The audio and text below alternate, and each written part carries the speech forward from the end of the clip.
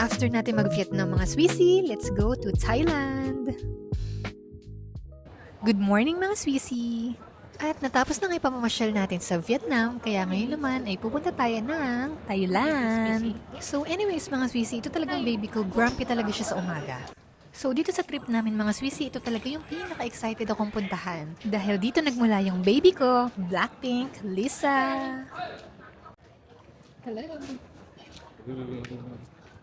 Hello. So ngayon, nandito na kami sa airport, sa Tan Son Nhat International Airport. Hindi ko alam kung tama ba yung basa ko or tama ba yung pagkaka-pronounce. And we are going to Bangkok. Yay!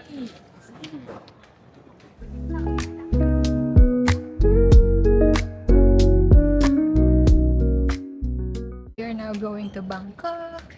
I'm so excited. Wow. So I was here for a total of 2 hours. Hi. Welcome to BKK. Welcome to the hometown of Lisa.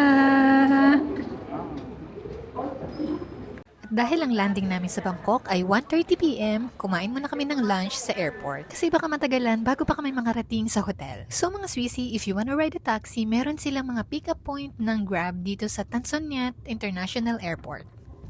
Anyways mga Swissy, may backstory talaga kung bakit gusto ko talagang pumunta ng Thailand. Dahil mahilig rin akong manood ng Thai movies. Naaalala niyo ba yung Crazy Little Thing Called Love ni Mario Maurer at ni Byfern? Grabe mga Swissy, ilang beses ko yung pinanood. Sobrang kilig na kilig ako sa movie na yun. Anyways mga Swissy, we're gonna be staying at Prince Palace Hotel. So mga Swissy, binukod tong hotel na to via Agoda app using my discount code. Mina Santos 29.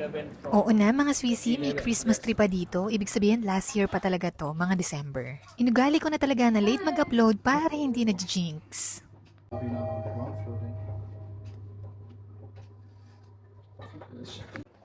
Okay, for the booking. Mag-feed check pa lang ako tinawag na ako ni ate kaagad. So mga Swissy, sobrang laki at sobrang mura nitong hotel na to. Nung nakuha namin siya, ewan ko lang ngayon mga Swissy kung same pa rin yung rate nila.